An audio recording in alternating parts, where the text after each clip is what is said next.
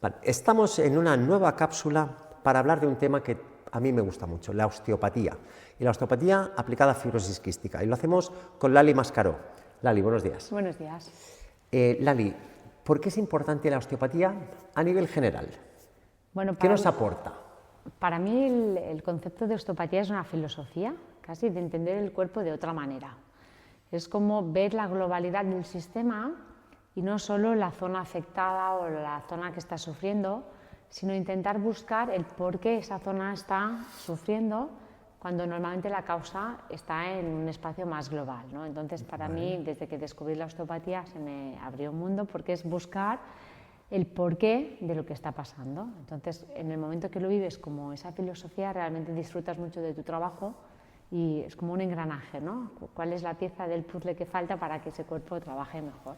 Vale, o sea, es decir, estamos cansados, ¿no?, de escuchar que hay muchas patologías que vienen de un origen psicosomático, ¿no? Que no es porque te duele aquí, sino es porque algo... Claro. Y vosotros, siempre hemos dicho, el fisioterapeuta, pues muchas veces tienes una contractura y te va al punto gatillo, te trabaja y tal.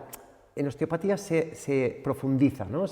Claro, piensa que el cuerpo está todo conectado, ¿vale? Para mí es como una red que todos los puntos están conectados entre sí, ¿vale? Sobre todo a nivel anatómico. Entonces, un problema de un tobillo puede venir originado por una cadera del mismo lado o por un hombro del lado contrario.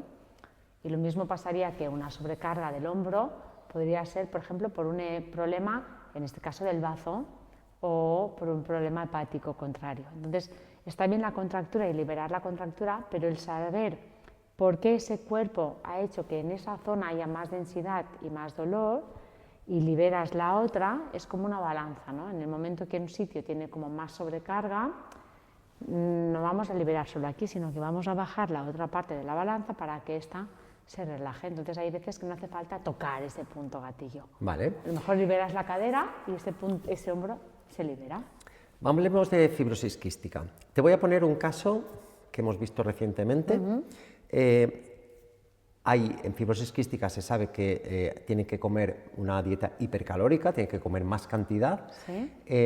pero a veces cuando niños, niñas, ostras, es difícil. Si ya de por sí son poco comedores, pues ¿cómo hacemos para tal, no?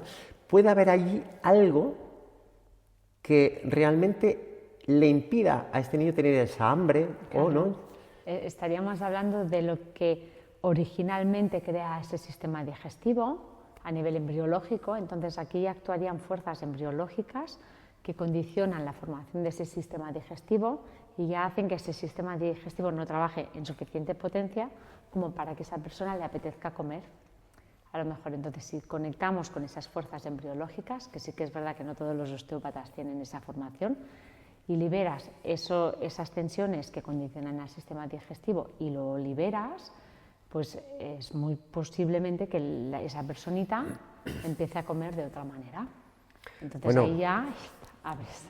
pues fíjate lo importante que es esto, porque nosotros siempre invitamos a que las familias, las personas con fibrosis quística, hagan una primera valoración con el servicio de osteopatía, ¿no? Y a veces esto es complicado porque dicen, ¿pero para qué?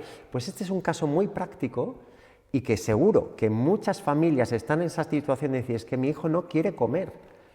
Pues quizá, no se sabe, esto no es una ciencia exacta, pero quizás sí podáis tener esa, no solución, pero ese camino por el que mejorar, ¿no? La valoración osteopática hay que pensar que primero, normalmente los osteópatas se nos conoce como un terapeuta estructural, ¿vale? De liberación estructural. Entonces, a partir de ahí hay diferentes grados de osteopatía, diferentes grados de osteópatas, donde vamos tocando capas más profundas.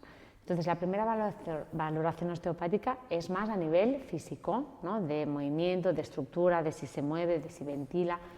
Luego hay otra exploración que es más visceral del sistema digestivo a nivel de tensiones ligamentarias y de sostén.